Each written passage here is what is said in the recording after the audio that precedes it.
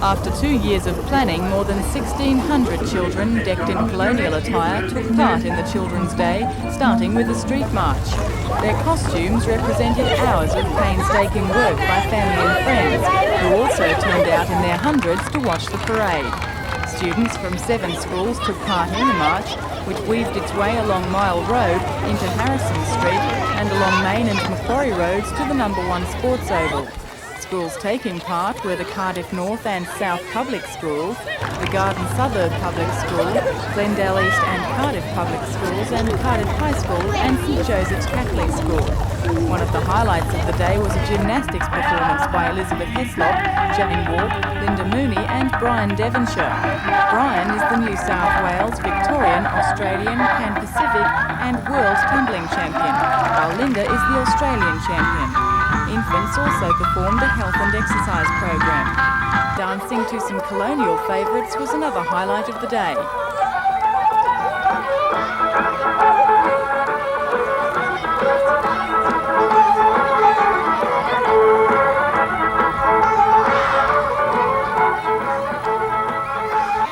Students also sang bush ballads during the event organised by the Cardiff and District Bicentennial Schools Liaison Group.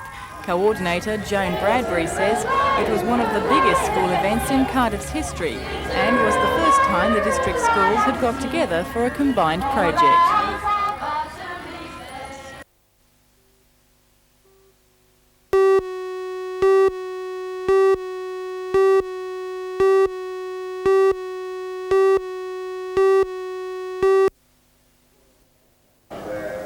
The Royal Easter Show is the biggest event of its type in the Southern Hemisphere. The show is first and foremost an agricultural display, and this year organisers have placed the emphasis firmly on the rural component with the theme of "The Country is Back in Town." Keith Lewis, Marketing Director, says a major but welcome problem this year has been dealing with the record number of entries.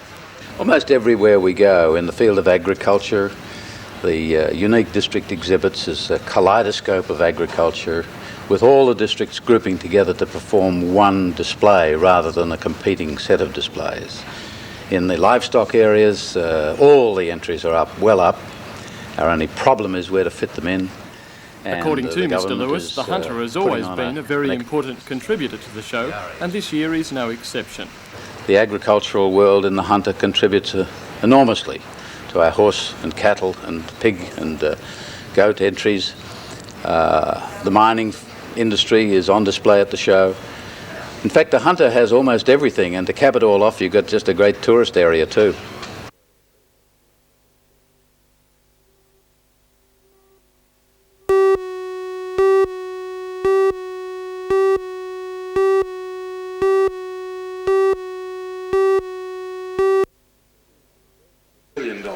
Mr Sheehan's address at Tattersalls was a point-by-point reply to an earlier guest speaker, Nick Groner. Mr Sheehan was also at pains to refute suggestions that the Labor government was vote-buying. I know there are some who accuse us of pork barrelling and of trying to buy votes, but let me remind you that the promises are costed at $262 million. Those of the Coalition now total $1.6 billion. In the Hunter, he claimed success for the government in road building, rail freight concessions, especially for coal and industry assistance, once again with the emphasis on the $40 million coal assistance package. Mr Sheehan also took credit on behalf of the government for improvements in Newcastle Port. It is this government which has invested $133 million in development works at the Port of Newcastle and seen it become the largest coal exporting and largest tonnage export port in Australia. In the public sector, more concessions. All weekly and periodical rail tickets and travel pass for buses and ferries will be reduced by 25% from that date. For commuters in Newcastle, this means a saving of $84.90 for a quarterly ticket to Sydney. Gosford to Newcastle quarterlies will be cut from $285.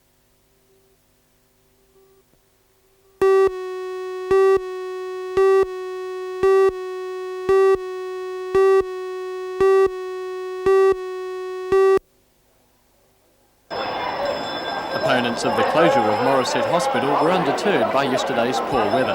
They staged a theatrical funeral march from the Hunter Mall to Lombard House, the Department of Health's regional head office.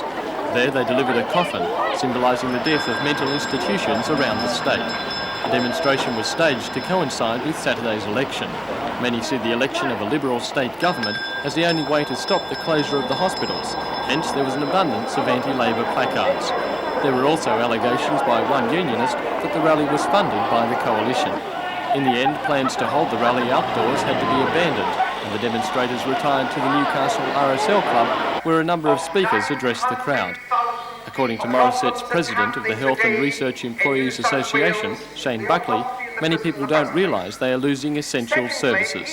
We're about to lose 9 essential services, the hospitals, and they're required. We're not opposed to Richmond, but we feel there must be appropriate placement within the community for both the hospital-based beds and community-based beds.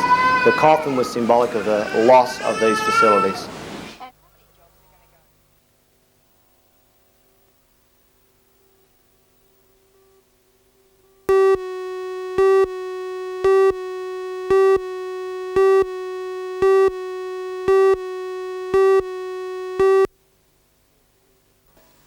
It's estimated that more than 80% of aircraft crashes can be attributed to human error.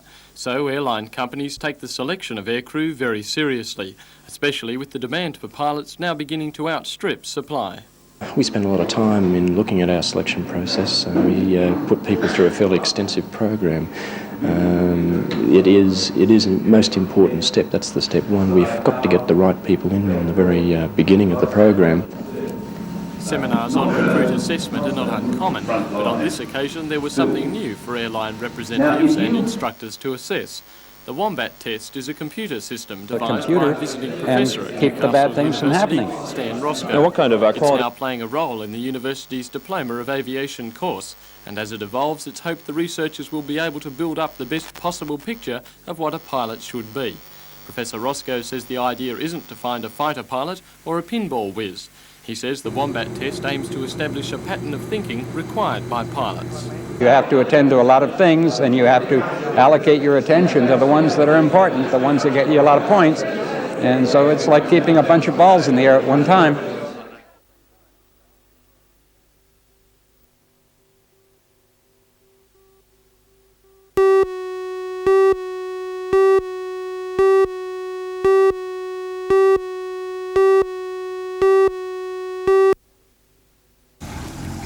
The new depot in Pendlebury Road, Cardiff, will be managed by Clifton Brothers Pipelines, now the largest petrol distributor in the state.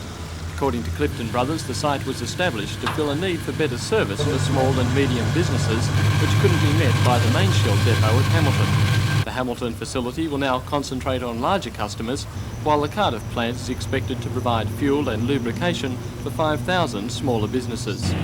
Cardiff depot has underground storage for nearly 1 million litres of fuel and will service an area from Dungog in the north to Morisset in the south. The depot also caters for long-distance commercial transport drivers with 24-hour fuel access through a computer-controlled driveway card system.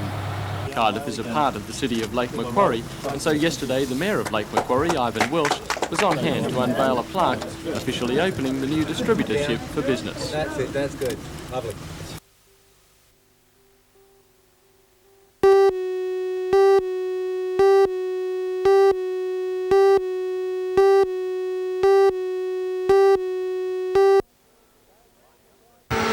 Lining up for Australia will be the current national champion Ian Marshall of Queensland and number 3 ranked Aussie Tony Barossa from the ACT. 2 locals are also in the team, John Pine of Curry, who is nationally ranked number 2, and Stu Robertson of Beresfield. The Americans lost the first test narrowly after having little time to adjust their Australian-built right-hand drive Pontiacs. After a slow start, the US drivers soon got used to their cars and turned the tables on the Australians in the second test. The final test on Saturday night is expected to be fiery, with the Aussies, captained by John Pine, confident of victory. Also on the program, 20 of the state's top sedans competing in open events as well as a 25-lap feature.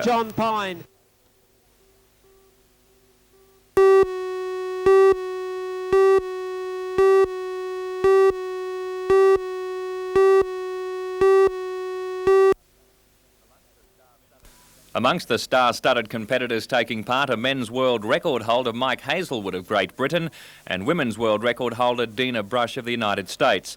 Leading Australians taking part are Glenn Thurlow, the first man to jump more than 61 metres, and former world champion and world record holder Jeff Carrington. First prize in the men's jump is a Mitsubishi Colt, while the women will be chasing $6,000 in cash. The world's top freestyle skiers will also be competing, performing their flips, spins and twisting somersaults off the ramp. They'll practice for the event tomorrow, and competition starts at 1 o'clock on both Saturday and Sunday. NBN will bring you a live coverage of Sunday's competition from 1. Right, what about the rest of the world?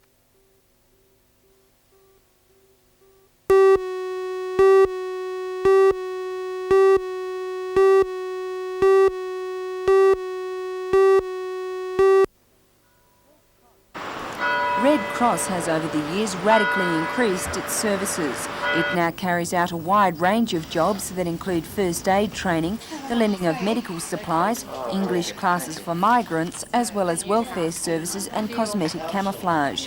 But running all these services cost money. This weekend it's holding its annual Red Cross Door Knock appeal. Red Cross were well down the track in organising their appeal when the government called the state election. It is now found that many volunteer collectors are no longer available due to election commitments, while most publicity is focused squarely on the election. Nevertheless, the Lower Hunter Administrator, Miles Hay, is confident they will reach their target of $75,000 in the area. Having such a full weekend and having so much pre-election publicity being given, it's prevented Red Cross from getting quite as much space, whether it be television, radio, newspaper. That has affected Red Cross from that point of view, but I think when people know that Red Cross will be knocking on the doors on Sunday morning, they'll still give very generously.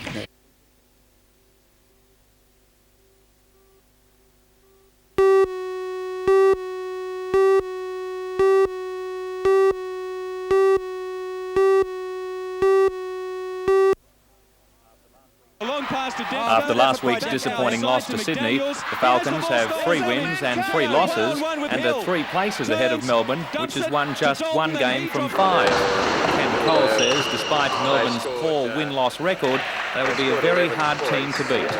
They've lost 5 games, but 4 of them have been by 2 points. And they thrashed Brisbane, who are the defending champions. So they're no pushover at all this year. As a matter of fact, they still think they're going to make the finals, and I don't think they're out of it by a long shot. So you think it's going to be a close game? I think it's going to be a very close game. They led Hobart by 19 before they lost on the bell, and they've done the same with everybody they've played this season. So it's just a matter of they haven't been able to win for 2 years, and I think they've lost the feel how. But they only need to get the smell of it a couple of times, and they can get some scalps. They are a game that we have to win if we're going to make the finals. This is a team we must win because they've got finals aspirations, and we can't afford to have another team below us climb up over us. The selection of Mike Johnson in the Australian squad, has that boosted morale in the team? I think it has, because a lot of the young guys look up to Michael now, and he's taking much more of a leadership role with the team, and he deserves it. You know, I mean, he's playing superlative basketball, and if he doesn't make the final Olympic team, I think he deserves to be very disappointed. I think I'd consider it a political decision if he doesn't make it. Saturday night, it'll be the Falcons on top? Saturday night it'll be the Falcons on top. We will come out nasty and mean on Saturday night, and we're after blood, and we've got to get a scalp ourselves. Okay then, we'll let you go back to making all your... Thanks, guys.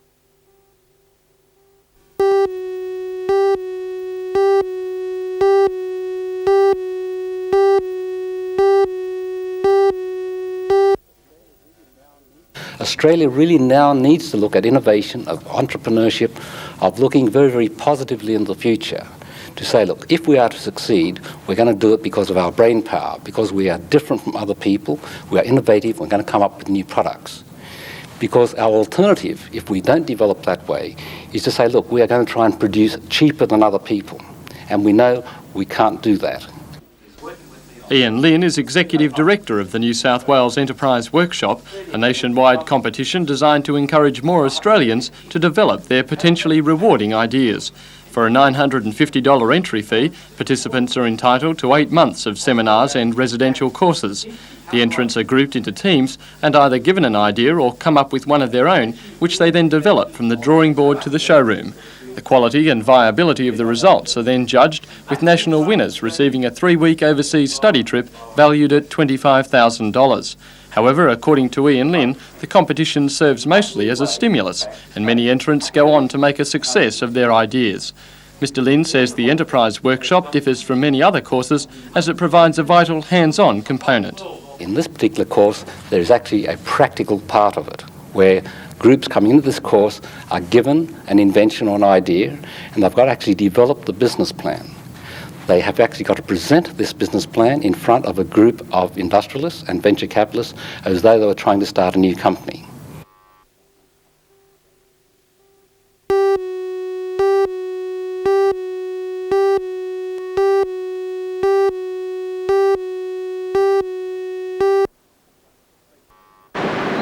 Speculation has been prompted by the proposed sale of Colonial's West Wallsend No. 2 mine, nestled near Mount Sugarloaf. BHP has tipped to buy the mine and wash the coal at its Stockton borehole colliery nearby. This would reduce the quantity of coal moving through the Hexham plant, which is now fed by West Wallsend and Stockrington collieries. At present, 37 workers are employed at the Hexham plant. CNA General Manager of Mining, Col Harrison, admitted today that without the coal from both mines, the washery may be uneconomical to run, but added that this did not automatically mean the washery would close.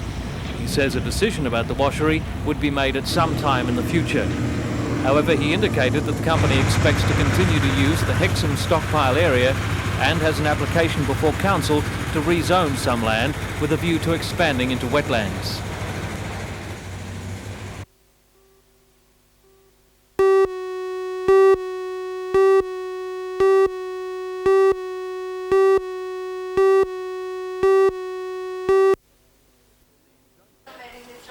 The injunction prevents the ALP and the Newcastle Herald from publishing the ad or distributing a poster which depicts independent candidates as being associated with the Liberal Party.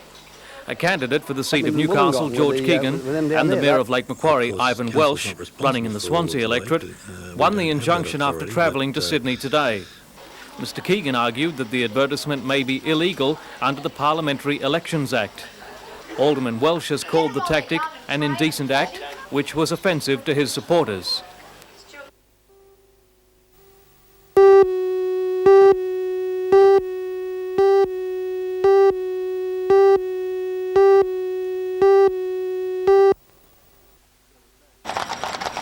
There was no tar to ease the jolts when these steel rims used to run along Australia's roads.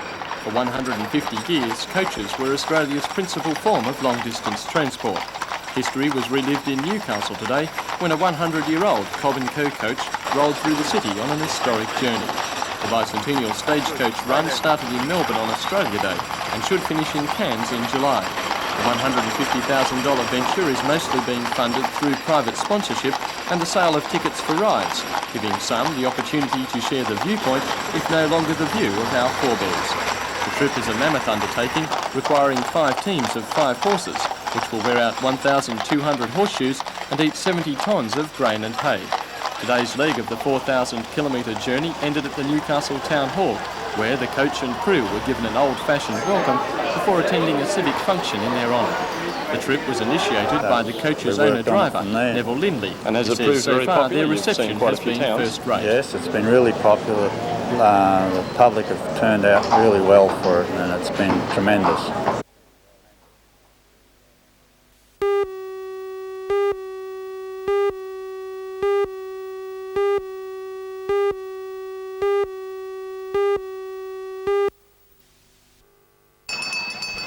This morning's heavy rain caused organisers some tense moments, but by mid-morning the clouds had disappeared and the crowds poured in. The fair is organised each year by the Lions, Apex and Rotary clubs as their major fundraising event. This year there are 280 exhibitors displaying everything from scuba gear to chainsaws. Organisers expect more than 60,000 people to visit the fair this weekend. Money raised will go towards the construction of an Olympic pool for the West Lakes area. Fair organiser David Israel.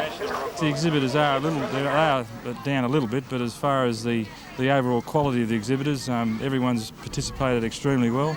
They've put a lot of work into the exhibits. and I think it's a reflection on the general economy of Newcastle that people are very interested in what's here. On your mark! Organisers say this year's fair has something for the whole family, including the chance to take part in the rather obscure sport of coal shoveling. The two-man teams have roughly 30 seconds to fill a 500-kilogram hopper armed only with shovels. But if that seems a little too strenuous, there's the chance to relax to the music of one of the many bands performing during the 2 days.